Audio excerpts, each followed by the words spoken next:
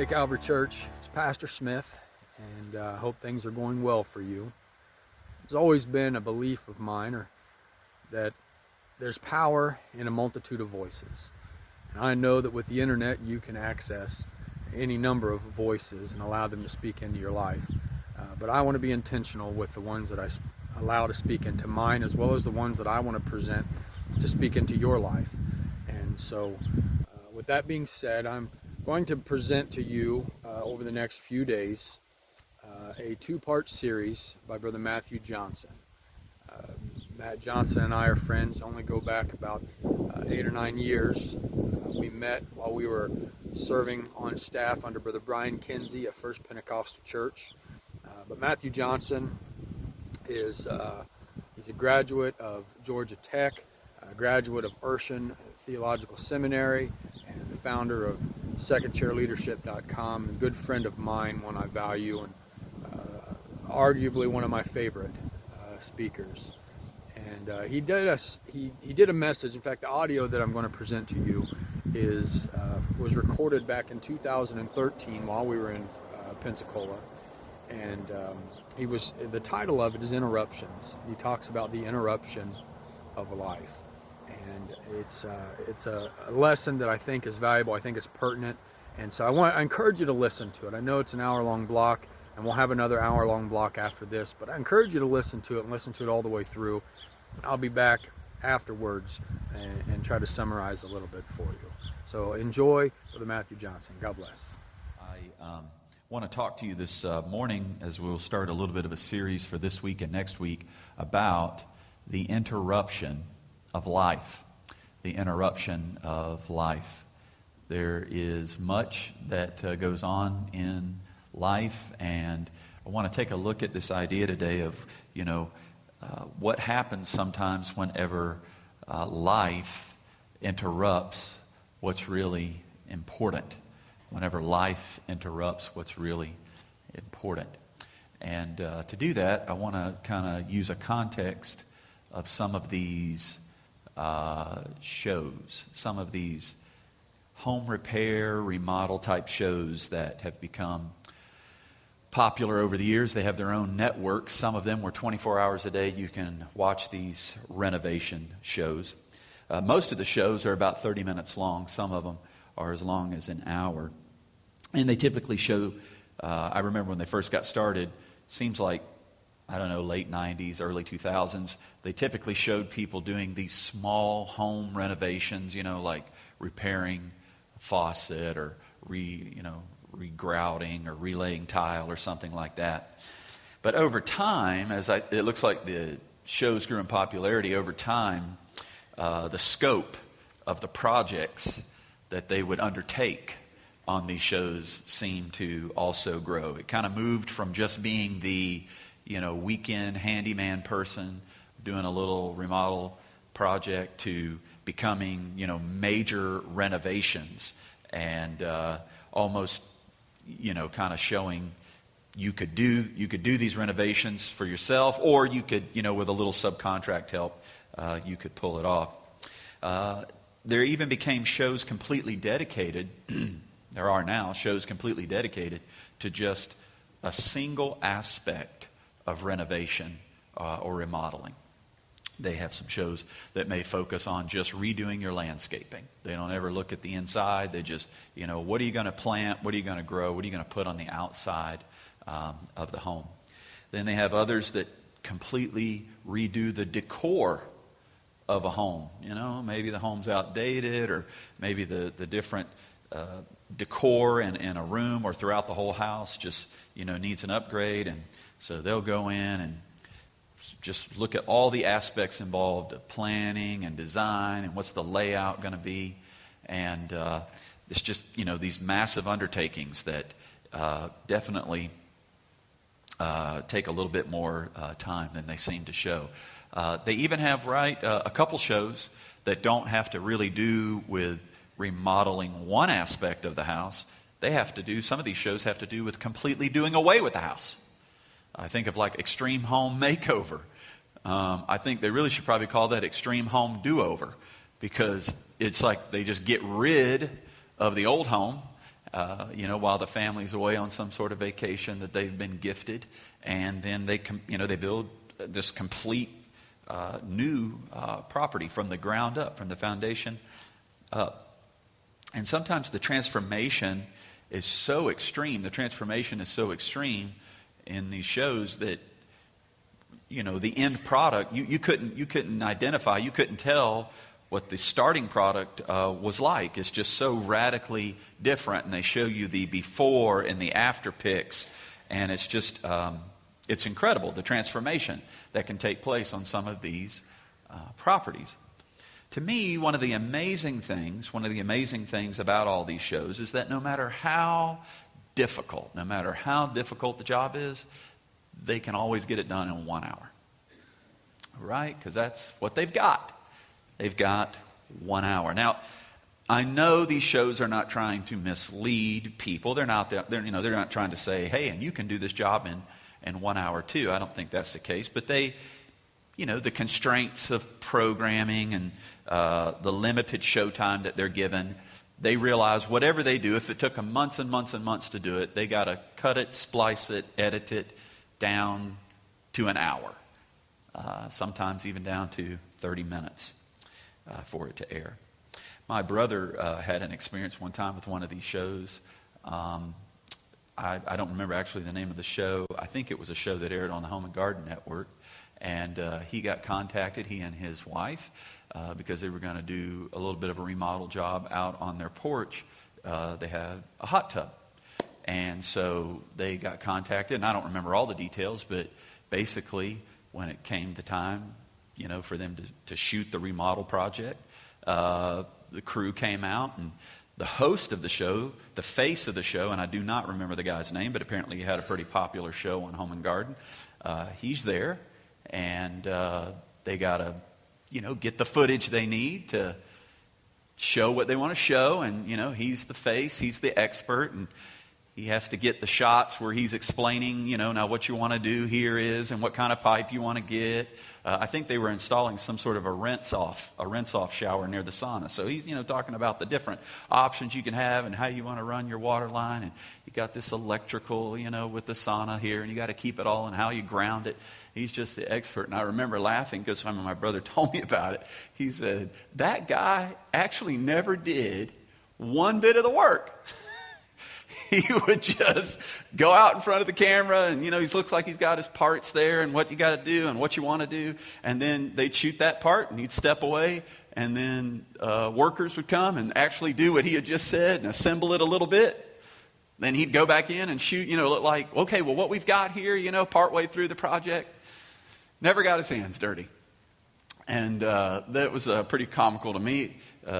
Kind of highlights some of the things we see on television. We call it reality TV. I think that's pretty hilarious. Sometimes there's nothing more scripted on television than reality TV. It doesn't matter what kind of show it is. It's not so much real.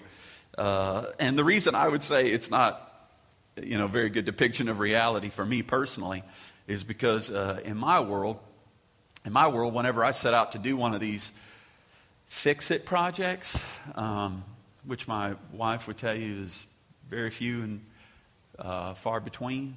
I'm not one of these guys that just looks forward to spending a weekend repairing everything. If I was on the space shuttle, like on Apollo 13 or whichever one that was, and they were out in space and everything started breaking, I'd just be like, uh-oh.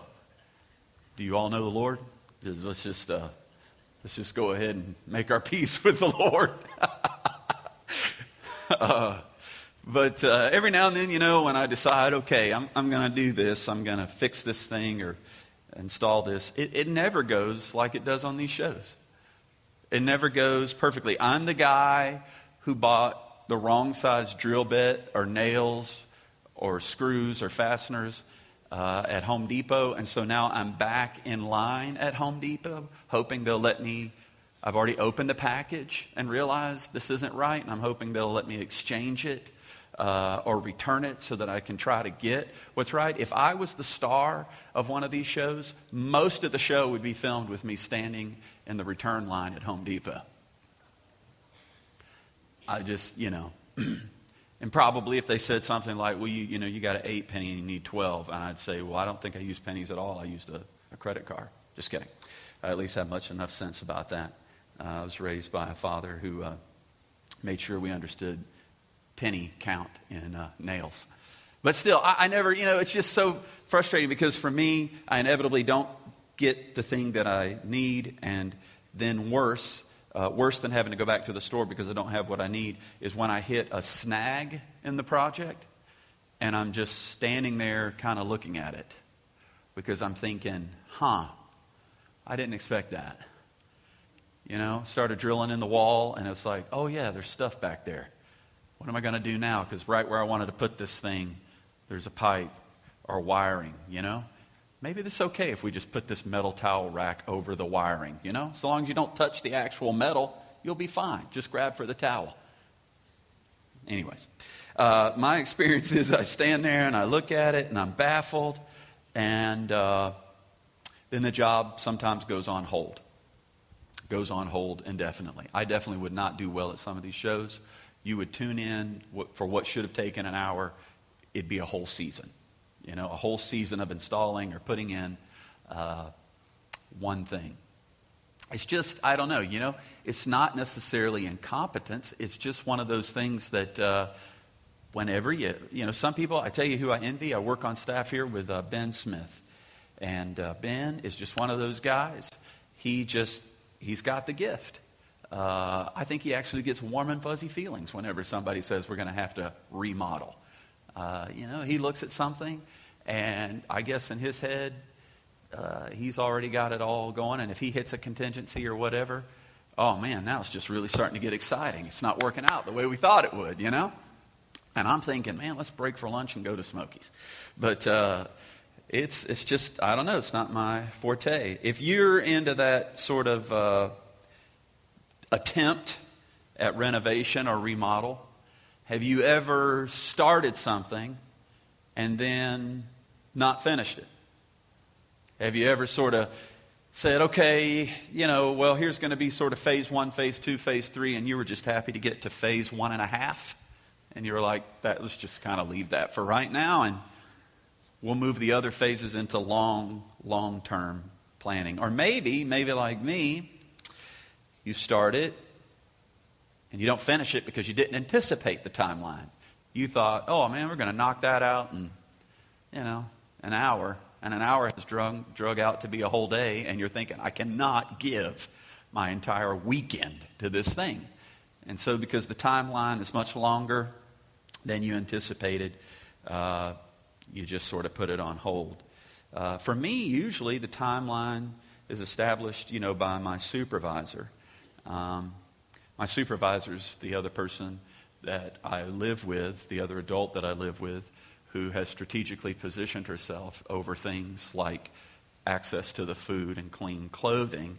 And so I end up in a bind at times. She's not real ugly about it. She's actually an extremely patient woman. As a matter of fact, when I think about my wife, and you talk about bait and switch, she married a guy who was getting a degree in engineering, who was raised by a father who was a builder, and she really doesn't get much of that package at all in our house. She's an extremely patient, prayerful woman because, it's just a lot of false advertising up front when it came to that. Do you have one of those supervisors, though, that often includes the word yesterday when it comes to talking about the timeline? This was supposed to have been done yesterday. Man, in all my experience with project management, I didn't know you could use the word yesterday in setting up a timeline.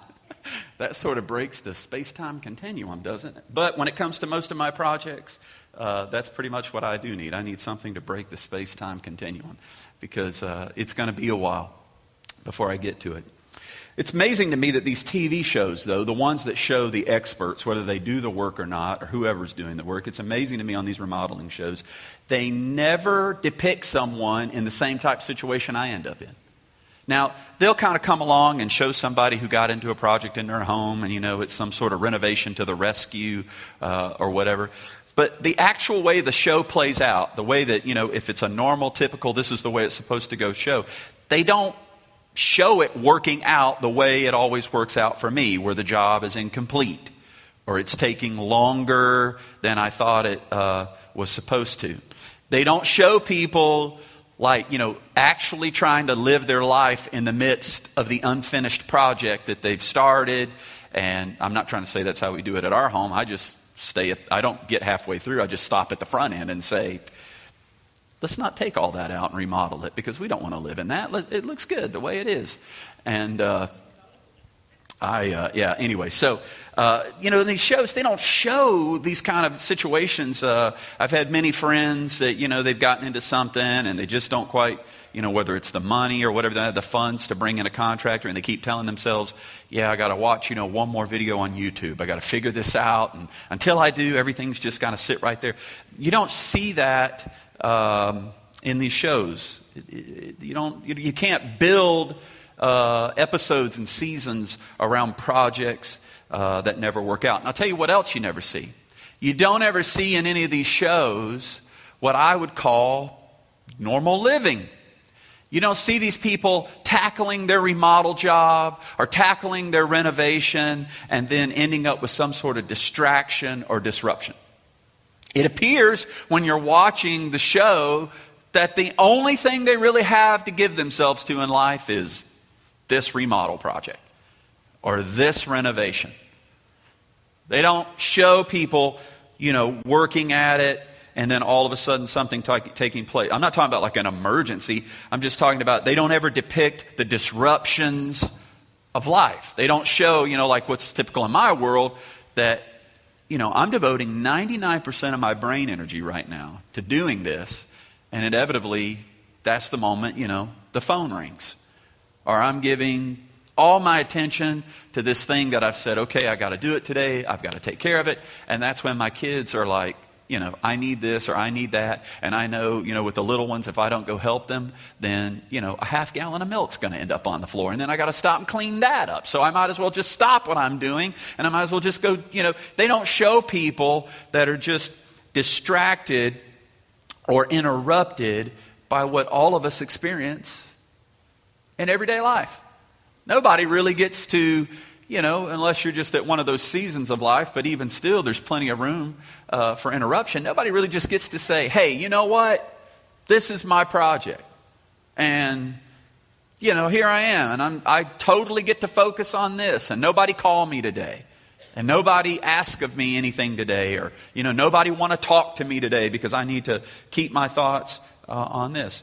For me, real life projects involve all those disruptions, all those distractions, while you're in the midst of trying to do what you committed yourself to and what you said was important. If we can, I want to put this statement up on the screen because I think it's sort of the core of what I want to, the premise of what I want to start with today, and that is that life can be very interrupting. Doesn't matter if you're working on a show or working on a project. I find in my world all the kinds of things I can lay my hand to that are a part of, what I consider to be important. Most of the time, what interrupts me from the important stuff is life.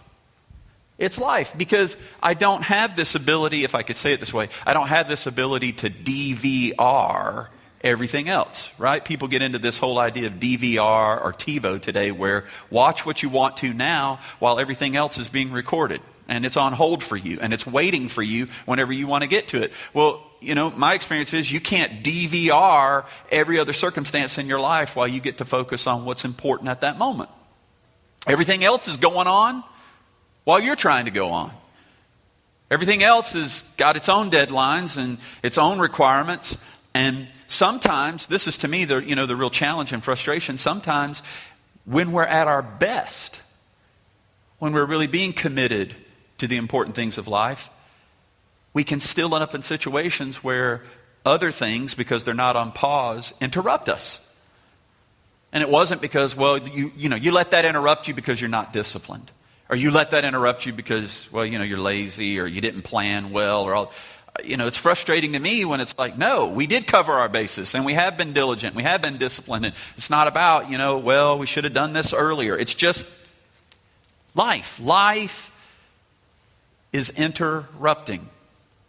Life has its way of deciding that even though you're focused on something important, life still has the right to intervene and distract. And that's exactly what happens to the children of Israel in the Old Testament in this particular book that we're going to go to today of Haggai. They're actually at a good place. And in a minute, I want to sort of give you some background to what's going on whenever you read this book of Haggai, because it's really a good place for the children of Israel. They're not living under the threat of some sort of outside force.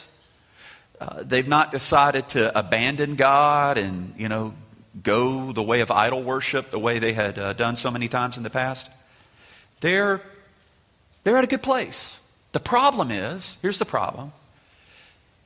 They've got this project, they've got this renovation project that's been on hold for a long time.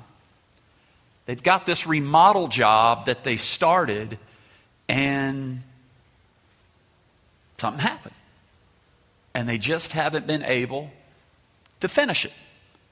It's a good remodel project. It's needed. And they had the best of intentions with making sure that it got done. But like me, they kind of miscalculated maybe, and there's more involved than they thought. And like us, the rest of their life, they found out that the rest of their life is not going to go on hold for them to be able to fix this renovation or this remodel project that's needed. So when you get to this book of Haggai, what you're reading about is the renovation or the rebuilding of God's temple has stopped. It's on hold. Now, a contemporary of Haggai is Ezra, and when you read the book of Ezra, you can get some more of the details, and what you find out is that pretty much all they've built is the altar out front. Now, some of them, the really older ones, they remember what the temple used to look like. And we're going to say in a minute, what are we talking about? What temple? Because I recognize that if you're not familiar with these Bible stories, this all can get a little confusing around, well, I thought they already had a temple. Like, why are they having to rebuild a temple? What's that all about? So we'll dive into that in just a minute. But what Ezra lets us know is they kind of got to phase 1/4. Just the front little altar is done. And then it just stopped. The renovations quit. And the rest of all the plans, the rest of all the work is not picked back up. So if you will let me, I'm going to put a slide up on the screen that'll help us with some of the backstory or the context. And I want you to look.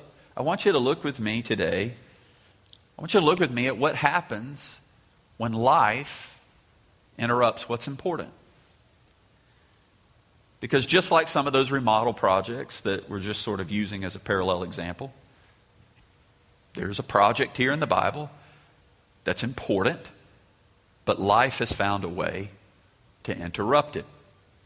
The backstory on Haggai is that this is after, we're going to put these couple of names up on the screen like Nebuchadnezzar. If you go back about 50 years before the book of Haggai, you had these three kings, Nebuchadnezzar, Cyrus, and Darius. Now Nebuchadnezzar, right, he's the king of Babylon.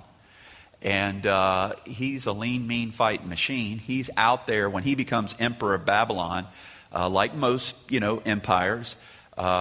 He's a pretty innovative guy. He comes along and says, I know others have done it, like the Assyrians. I know they've sort of tried to conquer the known world in their way, but I got a brand new way. And Nebuchadnezzar is really an innovator. We look at them today as just these mean, cruel, evil tyrants. And boy, yeah, they're definitely that. They're definitely mean, cruel people. But they're not just driven by, I want to hurt as many people as I can on the planet. I want to kill as many people. No, what you see by a lot of these emperors of different kingdoms is that they're innovators. They're innovators, if you will, at world domination. They come up with new ways of being able to not only conquer, but to manage what they've conquered. And Nebuchadnezzar has brought a brand new approach to the idea of conquering the world. Instead of just obliterating everybody and saying, ha, there, That'll teach you to mess with us. Now we own everything. Never mind that the old model left everything burned down, and what you ended up owning in an empire all had to be rebuilt. Nebuchadnezzar came along and said, look, we don't really want to burn it all down. We don't really want to take that approach. We're coming in, and we're going to take over with force. But when we get there, we'd really like for most of you to be alive. Because whenever he would conquer a people, he would then begin to take the smartest, the brightest, the most creative, the most innovative people in a culture, and he would relocate all of those people back to his capital city of Babylon. And then, instead of you working in your own little part of the world, now you get to go work in the big city of Babylon, and you work for Nebuchadnezzar. And it's a very ingenious approach, because he basically says, hey, we're going to take the brightest minds of the world, the brightest craftsmen and artists, not just people that made stuff for, what we might consider functional purposes, but even people who created things just for decor or artistic purposes. We take those people too. We're moving them all back to Babylon. And we're going to put you through what I call Babylon University. And the Bible, if you want to read about this in the first chapter of Daniel, it talks about how 4 young men, Shadrach, Meshach, Abednego, and Daniel, they all have to spend 3 years at Babylon University. It's probably a pretty aggressive fight song there at that school. And I'm sure you really didn't want to be the other team during homecoming. It was probably pretty brutal. When nobody got to go back home to their other school. But anyways, you'd go through Babylon University, and when you came out, maybe it's too strong to say you were brainwashed, because they didn't want you to lose everything you had. But you were sort of reprogrammed. And that was Nebuchadnezzar's gift to the world. Here I come, I'm conquering everything, and going to bring the brightest and the best together. And nobody had done it up to that point, and it's working. And so he and the Babylonian Empire are just expanding their borders. They're creating this amazing city of Babylon. But if you've ever read the story before, you know that Nebuchadnezzar eventually dies. He has a real God moment. To me, this is one of the amazing things about the Bible. If you read the book of Daniel, there are passages which are written in first person by Nebuchadnezzar.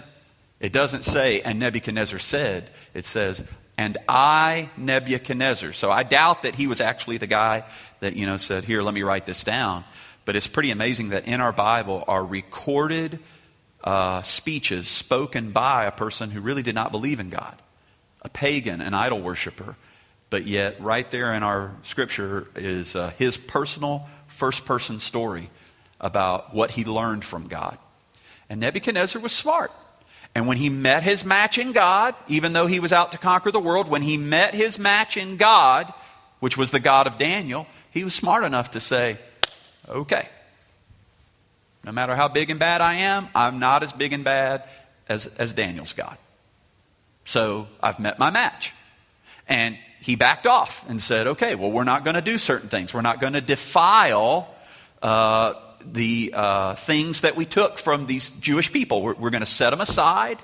We're not going to anger their God by doing inappropriate things with the stuff that we took out of Jerusalem. But eventually, unfortunately, Nebuchadnezzar's kingdom falls, not because of him, but because he has a grandson who will not learn the same lesson that Nebuchadnezzar learned. And the Medes and the Persians come in, and they take over. And King Cyrus that we had up on the screen, he's come along, and they're going to try a different approach. They're going to incorporate some of the Babylonian approach, but they're going to add to it through culture and language. And after Cyrus dies, then King Darius comes to the throne, and history tells us that actually there was that was not a smooth transition. There was a lot of internal turmoil in the Persian Empire, and Darius had to assert himself. He had to fight for the throne, and there was some internal civil war, and he used his power to show that he did have the military might to establish himself. But amazingly, these Hebrew people like Daniel, they track right along with these various kings and kingdoms. It's amazing to me, and again, this is one of those things, I think there's a lot of application for us in the work world. In the American work world, I hope you don't work for anybody like a Darius, Cyrus, and Nebuchadnezzar. You might feel like you do sometimes. But I hope there's no actual lion's den on the property there at the headquarters. But it's amazing to me how God preserves these extremely intelligent and gifted people like Daniel. And what I think you can glean, one of the things I think you could glean, and in the future we'll do a lesson over this, one of the things you can glean as you read the book of Daniel is not just the miracles about how God preserves his life, but you can glean how God works within culture no matter how the culture shifts. God can work within a Babylonian culture with all of its, different approaches and standards and the things that are horrible about it, the things that are good about it. And then overnight, God says, no problem. Now we'll work in a Persian culture. You got to keep that in mind. Whenever a new king comes to town, it's not just, hey, we all got a new boss, same company, new boss. No, in those days when the new king comes to town, the new empire, one culture is out. Total change in life. Everything has to go. Because we don't do the Babylonian way of life. This is the new Persian way of life. But what God shows is that he's able to not only preserve these leaders, these Jewish leaders, from one kingdom to the next, he still operates as God in both kingdoms. God is not intimidated by the cultural change. And let me just pause here for a little rabbit trail to give us some application today. I know sometimes as Americans, Christian Americans living in North America, we have experienced an extremely long period in which Christianity has been respected in our culture. There's a lot to be said about our early foundings and Christian beliefs. And I know you can look at the founding fathers, and some of them you can say, well, they just sort of gave God lip service. And then you find others that seem to be really devout in their faith. I'm thankful for all those beginnings. I'm thankful for all of the heritage that we have. But let me just say this to us, okay? God is not in the business of preserving Christian heritage in America. God is in the business of his church and his kingdom. And if as a country, as a culture, don't get me wrong, I believe there's a place for the culture war. I don't think as Christians we should sit down and say nothing. We have the right to live in a culture, we're blessed to live in a culture where we can use our voice and we can speak out against things. But let me tell you something. If the whole nation turns its back on God and says, you know what, we're sick and tired of the whole, Christianity, and we don't want the 10 Commandments on the courtyard, and we don't want whatever, okay, that's not good. But let me tell you, God can work in any culture. That if America decides to doom the influence of Christianity, that does not mean that the church is doomed. There's no way you'll convince me it means the church is doomed, because it takes about 300 years for Rome to come over to the good side of the church. And it looks like those early 300 years, the church did some of its best growth. When everybody hated them. Didn't like them. They didn't get government support. Many times they were even blamed by some of the leaders for the problems within the Roman Empire. God works within culture. And if there's anything God shows us in the life of Daniel, Shadrach, Meshach, and Abednego and others that are in exile is that, okay, sure, fine. Let the culture shift. Let it move from Babylonian to Persian. Let it move from modern to postmodern. Let it move from a time when everything is concretely defined. That's sort of like what the Industrial Revolution gave us. It's important that it's defined. It's defined. Let it move over here to this era now where everything's relative. You're not going to handicap God. You're not going to do it. And I'm not saying, it doesn't matter. I'm simply saying as we fight the culture, as we try to stand up for what we believe, is the right thing, let's not live timidly. Let's not live fearfully to believe, oh God, if the people don't recognize you as a nation that you're God, will there be problems? Yeah. But does that mean God's out of business? No. No, he's not going to go out of business. He's not going to go out of business. He's going to be just fine. And he's going to keep using his church. Because God, and again, I'm not trying to be offensive, but God's goal is not to invite everybody to my country, 'tis of thee. His goal is to invite you into his kingdom. That's what he has. And ultimately, that's what will prevail.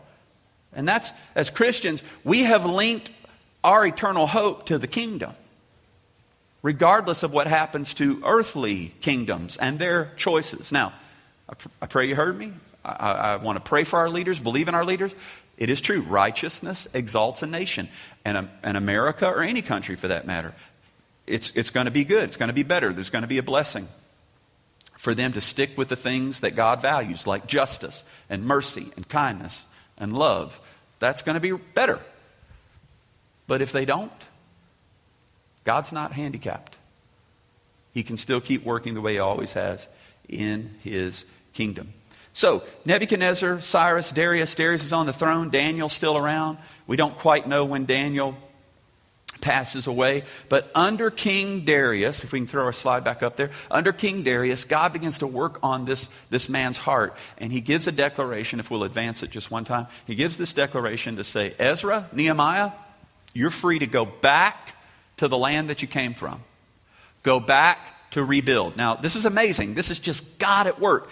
That would have never happened under Nebuchadnezzar. Right? Because Nebuchadnezzar's model is nobody goes back. You all stay here and you work. And it didn't matter how much Nebuchadnezzar really liked Daniel, really appreciated the work Daniel did for him. You're not going back. And God uses a Persian culture, a Persian way of running an empire to create the space to say, okay, now you can go back. If you want to read sometime Jeremiah, the 29th chapter, you can read, and I think we have in previous classes in here, you can read the instructions that God gave through the prophet Jeremiah to the children of Israel while they were living in Babylon. And basically he had told them, you're not going to get to go home for a long time. Nebuchadnezzar's not going to let you go back. So you go ahead and build yourself houses, plant yourself gardens, marry, have children. You're going to be here a while. And that's exactly what the children of Israel did. But when Darius came along and said, you can go back, and Nehemiah and Ezra, which if you read those books, don't forget they're contemporaries. Ezra leads more of the religious group back that are interested in the temple. Nehemiah is going to lead the group back that's interested in rebuilding the walls, and he will have the resources to do it.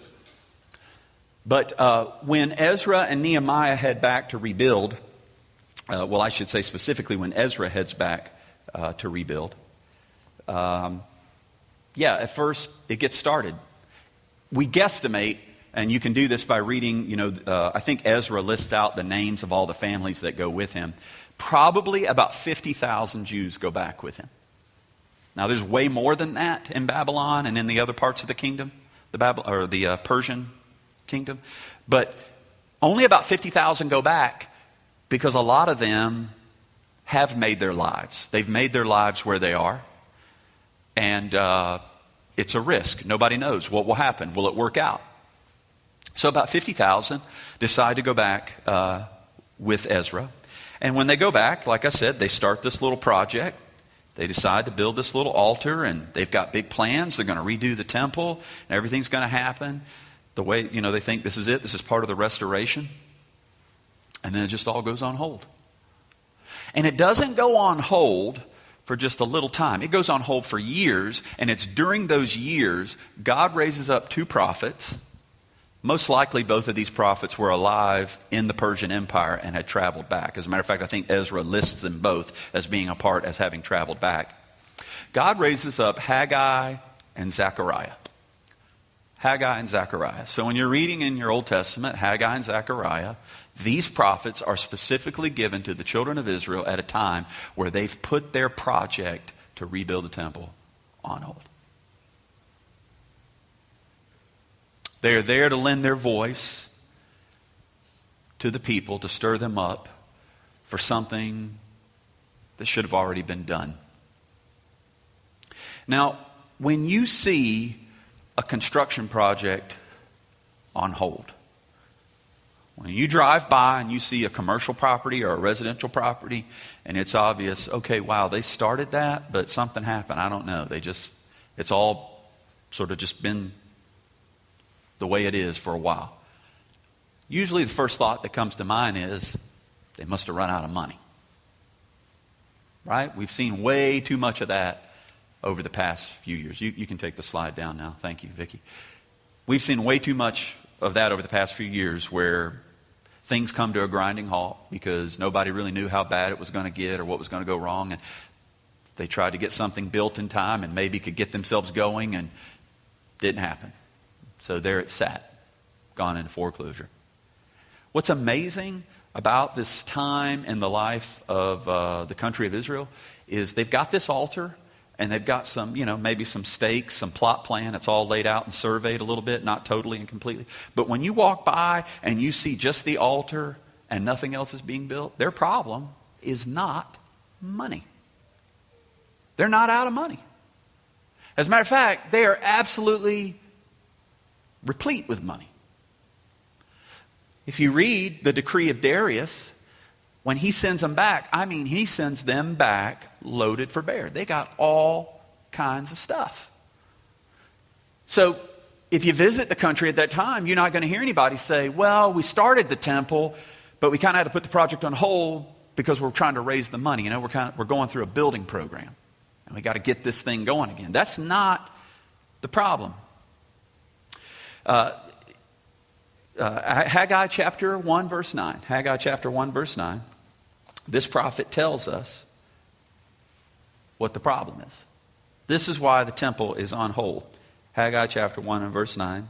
In my version it says, you expected much, but see, it turned out to be little. What you brought home, I blew away.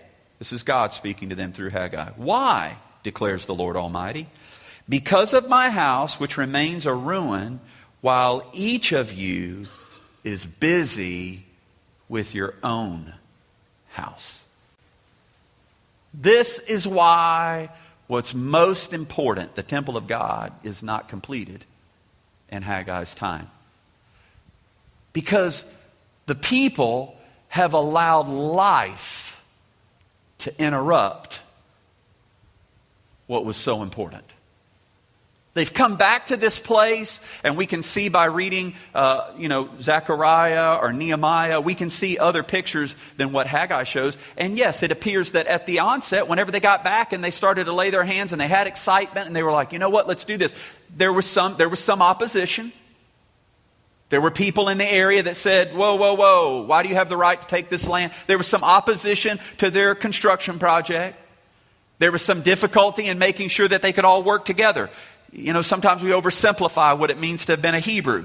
Well, they've been Hebrews that have been off in a foreign land for 50 years. And so as they come back, some of them have some language challenges and understanding one another and how are we going to work, all of this together. So there's some initial obstacles and problems. And you know what? I don't know when, the story doesn't say, but somebody along the way kind of says, this is challenging. And besides, we've got other things to do. We've got to get the old market back up and running, because if we don't have commerce, if we don't have a place to bring the stuff that, we want to sell, how are we going to get an economy going again? We got to plant these fields, and you only get a window of time. You got to get this out there. You got to get out there and you got to put this stuff in the ground, and then you got to go back at the right time and make sure that you harvest it. And then there are others that are thinking, you know what? I've got to get about the business of my trade. I'm a craftsman, and there are people with broken things, or they need new things, or they need stuff to be repaired, and I got to stay on the job to get the work done that's coming in right now. And I know it's not really a fit for them, but for us today, it's stuff like you move into the neighborhood. It's like you got to get the kids enrolled. You got to find out what are you going to do with them in school. How's this going to work? It's just life. It's life stuff. And the Israelites are a lot like us in that this picture that Haggai points out or paints for us, it does not show a people that have run off to do horrible sins. Haggai does not say, now Israel, the reason the temple's not built is because you've all come back home and started doing some of that horrible stuff that our forefathers used to do. Haggai has no criticism about, you couldn't build the temple of God, but you built a temple to another false god. He doesn't say anything about, you're marrying the wrong kind of people. There's none of this stuff going on where they decided, let's not build the church first, let's build a bar first. That's not the problem. It's not. In a way, you could almost say, I know we can think about it as priorities, but their priorities are not misaligned in a way towards sin. They've not decided to run and do the pleasurable things that just bring them gratification, that allow them to just feed their, like we say in the church, their flesh. That's not the problem. The problem is life. The interruptions that come along in life have kept them from finishing the temple that God has built. And you and I know, listen, you and I know that's just the way it works today, isn't it? Whenever you want to live and walk with God. If you're one of the people that some point in your past, you decided, God, I'm signing up for this thing. I'm ready. I want to walk with you. I want what you offer. If you've come through that, sometimes we call it getting saved or getting converted. I prefer to call it initiation because it's really just the beginning.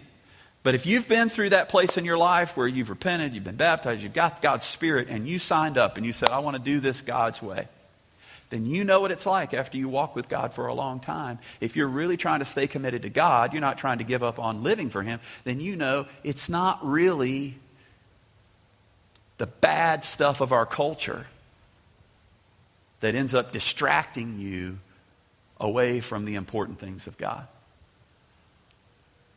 Let me tell you, when you take a person that's been in a church for 30 or 40 years and they're the kind of person that pretty much is, just come and they've been a fixture, but they can't really look around and see who they've discipled. They can't really look around and see, oh, okay, well, here's a person or a couple that, we were able to share God with. And I don't think witnessing is the only way that we go about our work for the Lord in the kingdom. But if you're at that place where you look around and you realize, I don't even have anybody that I've discipled for God. Maybe I'm not so great at going out and winning people who don't know anything about the Lord, but there are people that have had struggles with kids.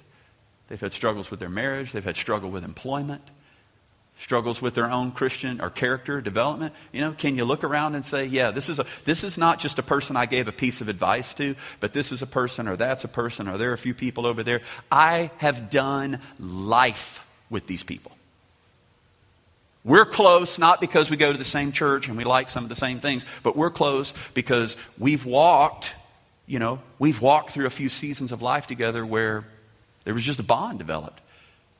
Because we did pray together when they were going through that crisis. And we did say, hey, I'm going to call and check on you. And I want to make sure that, not because I'm scared you may quit coming to church, but because I just know you need support. I know you need to be loved. I know you don't need to accidentally have somebody care for you. You need somebody to intentionally care for you. And if you spend 30, 40, 50 years in a church and you look around and realize, you know what?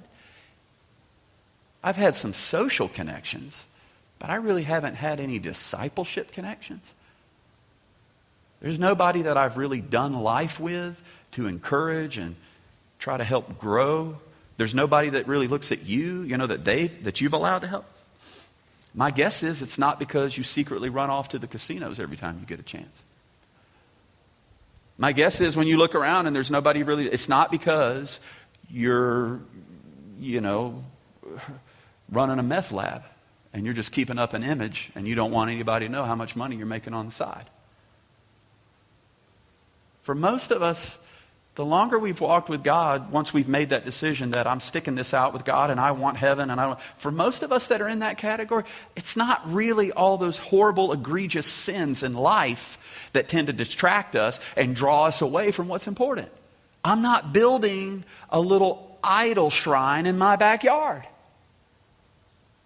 You're not going to suddenly discover one day about most people like that, oh, wow, you were just faking it. Now, of course, every now and then we come across a person that's just been faking it. And they've gotten themselves into something and they like it and they don't want to break out. And then you find out one day they just decide to say, you know what, I'm done with the whole God thing. I like the pleasure thing. I like the selfish, whatever. Okay, yeah, that happens every now and then. But my experience is that's not by and large the majority of people who follow God. We sometimes use words a little too generically or broadly in the church. We just say backsliders. And if you don't know, if you're watching online, what a backslider is, this term, it's an Old Testament term, but it's kind of this idea of a person who once used to walk with God and they've stepped away from God, walked away. That's a pretty broad term. I don't ever want to have in my head just a stereotypical backslider. Everybody doesn't just walk out on God because, they developed a bad habit. They're drinking. Sometimes we can walk away from God and we're still sitting in our seat. And it's not because we're sitting in our seat with bitterness. And it's not because we're sitting in our seat and hate everybody and we just look the part, but inside we're all eat up. Sometimes we're sort of drifting and walking away because we're sitting in our seat. But life just keeps interrupting. And it's like the projects I can have at my house or you can have at yours that are like, well, yeah, I started that and that is important. We've kind of been having to manage life around that unfinished project. But you know, I haven't avoided fixing the project because I'm out running, joined a gang and we're terrorizing the neighborhood on the weekends. That's not why you're avoiding the project. You're avoiding the project because life's going on and everything else is not on hold. And there are plenty of distractions and interruptions to keep you from that project. And that sometimes is exactly, just like the children of Israel, that can be us, that we walk with God. And it's not horrible, bitter hatred, anger, or malice, or just, societal evils. It's just life. And I've allowed life to interrupt what's important. And there sits the altar, and there sits sort of the layout for the rest of what one day may be. And I don't know. We just think, I'll get around to it. There'll be time. I mean, hey, I'm not standing up here today to just beat up all of us, make feel bad. I mean, it's just a normal human reality, right? That when there are certain things out there that we know are important and we need to get back to, I don't know, there's just so many different things we tell ourselves. Sometimes we say, we'll be in a better place in the future to be able to give our attention to that. So we're not really saying it's unimportant. We're just saying, I don't really feel like I'm at a place where I can fully devote or give the proper amount of attention to that project or thing. So better to just let it sit and wait. And sometimes I know I do that with God. Well, I know there's this part of me, God, you want to work on, or I know you want to grow me in this area and you're trying to call me to, this. And, Lord, I know, time and time again, this is sort of my area of struggle. But sometimes I get in a mindset where I'm like, Lord, you see where I'm at right now in my life, and I don't have the time to commit to you to let you work on that. So can we just sort of put it on the back burner? And I'm not trying to say it's unimportant. I'm not trying to say, oh, good grief, I can't believe you actually want to work. I don't have an attitude or anything. I'm not disgusted. I'm just doing life. That's Israel. And that can be us. So God sends Haggai and Zechariah to try and cry out to the people in a way that can call them back to what's important. Because God knows there's coming a day. God knows, hey, I want to bless you with the whole land thing. I want to bless you, yes, with your business. I want to bless you with the schools and the government and all the other stuff that's so important in life. But if all of that doesn't somehow fit into the true purpose and mission and reason of why you are the people of God, don't we kind of have the cart in front of the horse? If I think, well, God, the best thing you can do in order to properly use me is to allow me to succeed and let everything work out, I'm going to lay my hands on the busyness of raising kids, lay my hands on the busyness of working my job. Just let me get it all to where it needs to be. And then, Lord, it'll be a great example to everyone else that, see? That's what being a Christian is. You get all this, and I can get caught up in that thinking of, Lord, let's build all the externals, and then this will be such a benefit to your kingdom. And this is where time and time again for me, the way I think about success and the way I think about what God probably wants out of me is not what He's thinking. Because God has this way along the way of saying, I don't want this finished, polished, perfect, trophy to put out in front of the world and say, you ought to be a Christian too, because look at how everything just comes together. What God seems to reach for so many times is the realness, the authenticity, the trueness of what it means to be a human that needs to be forgiven, that makes mistakes, that you don't always know what to do raising those kids, even though you do bring them to church. That you don't know always what to do when it comes to taking care of some of those bills, even though you give and you pay a tithe and you're like, God, what is going on? I thought if we did this, then you would bless this. God knows how to use the very broken parts of our saved lives. Saved, yes. Looking forward to heaven? Yes. Broken? Absolutely. If Jesus Christ, who was the epitome of perfection, still went through a process of brokenness, and God took that process and did what he wanted to through it, how much more is he going to have to work through us? Now, the beauty of Jesus' brokenness is that once it happened, God redeemed the whole world with it. I highly doubt he's going to redeem the world through my brokenness. But he might redeem a part of what's in my world. Not because I look like the trophy image of Christianity, but because I'm walking faithful to my God and allowing him to interrupt me and bring me back from time to time to what's important. As our time slips away today, I just want to point out to you Haggai 1 and 5, where Haggai says, now this is what the Lord Almighty says, give careful thought to your ways. Another translation says, consider your ways deeply. Another one says, think hard about this. Haggai goes on from there to say, isn't it true that no matter how much you work, there's more work to be done? Isn't it true that no matter how hard you try to get ahead, there's still more getting ahead to be done? Isn't it true that it just doesn't ever seem to end? And my experience is no matter how many bills I pay, there are just more bills to be paid. And no matter how much food I put in the pantry, these people that at one point were shorter than I, and now they're getting up to the same size as I, they just keep coming along and taking it out of the pantry.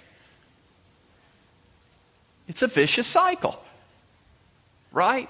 So we all know that in life, as we pursue the important things of life, there's never a point you get to where you're like, good, that's done. Don't have to earn any more money. We've got all we need. Don't have to go pay that. It's all take. You never get to those places in life where it's just all done and taken care of. So the truth is, if we keep living in that cycle, I'm never truly going to get to that place where I feel like, now I've got time for the important things of God. Now, God, I'm ready for you to use me in a way that will allow me to disciple someone or grow or minister or heal in someone. That's not going to come. And that's why I think Haggai's message is so important, because Haggai is calling the people back to say, let go of the interruptions to life. Don't let go of life. Life's important. But let go of those interruptions and say, let's go back to what's important. Let's go back. Because when it's all said and done and the bills are paid and there is food or there is some, don't we want to say it is our God that did it? Don't we not only want to say it's our God that did it, but don't we want to be able to say this was part of his mission? This is part of what he wanted to accomplish. We didn't try to force his hand into this plan. This is exactly the fullness of what he wanted to accomplish. And the beauty is, if you'll stand with me this morning, listen, the beauty is that Israel said, yes. One of the powerful lessons of Haggai is that out of all these other prophets Israel gets in its time, and they thumb their nose at them and they say no, and they even kill some of them. When Haggai spoke out, the people of Israel said, that field can wait till another day. This house I've been building for myself can wait. That food we need, it can all wait. We're going to go back. We're going back to work on the house of God. The Bible says in Haggai 1 and 12, then Zerubbabel son of Shealtiel, Joshua son of Zadok, the high priest, and the whole remnant of the people obeyed the voice of the Lord their God and the message of the prophet Haggai. They reprioritized. They said, God, you know what? Success can wait. Life can wait. Let's get back to what's important. What's God doing? What's God up to? What's God's purpose? What's God's mission? Let's start there. And then let God worry about how much money's in my pocket or how much food's on the table. Let's get away from the interruptions of life. If you're on that rat race today, then I just pray right now as we go into this time of worship and the preaching of the word today, that God would talk to you and just continue to show you he's still waiting. The voice of Haggai still cries for you today. Will you pray with me this morning as we conclude, that somebody will hear God's voice today and go back to what's important. Jesus, I thank you for your grace. Hallelujah. I thank you, Lord. I know there's a lot of good stuff in our life. I know there's a lot of important things in our life. But Father, today, hallelujah, you know where we are. Will you call us back, God? Call us back to what's most important. Call us back, Lord, to living a life that allows you, Lord, to be fulfilled in your mission, God, and not just us to reach for success. Hallelujah. Let's worship together this morning. I hope you enjoyed part 1 of Interruptions. I find that 2013, so what was that, 7 years ago, the Johnson was speaking and talking about things that I think we find relevant in today's world. And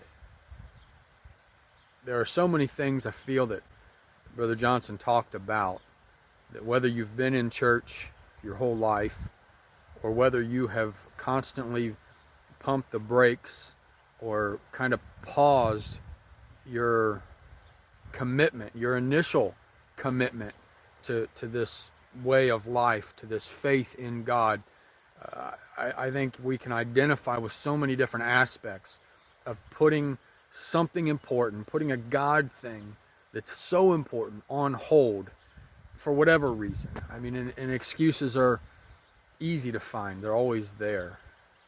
And we just live right now in a time where God has uniquely removed some of the interruptions of life. For some, jobs are on hold. For some, school is on hold. For some, activities and hobbies are on hold. God has uniquely paused some of life's interruptions right now. And what we do with that time, what we now choose to fill that time with, matters. And that's why I feel like this series is so important. I think this 2-part series is so important for us, is because I know that for me, it's hard for me to pause life. Life is an interruption sometimes. Everything comes in, but God has paused those things. And I want to take advantage of this time and make sure that I fill it with the right stuff. And so if you have been in church your whole life and been pumping the brakes on the next step, on being a discipler, or stepping into that ministry or that thing that God's calling you to, or maybe you're one of those ones who has just been putting God on hold for a while. You know that you can't give yourself to it the way that you want to, and so you're holding on. You're just kind of waiting until that time comes when you can give as much as you want. God wants you right now. The time is now. Today is the day of salvation. As I mentioned, we now find ourselves in a unique time when the interruptions, the traditional interruptions of life, have now been interrupted, and we have this window of opportunity. And I don't think this pause that's been given to us is so that we can get ahead on all of these life areas. I think some of these pauses are so that we can finally turn our attentions to God. And if we can get God rightly centered and rightly situated in our life, then when life interruptions start up again, they won't interrupt us from the things of God, but we would be uniquely equipped and prepared to do life the way that God wants us to, and allow Him to be able to move in and through us and through life's interruptions. And so my prayer for you is that not only this lesson, but even in the next, that God would be able to do a great work in us. God bless you.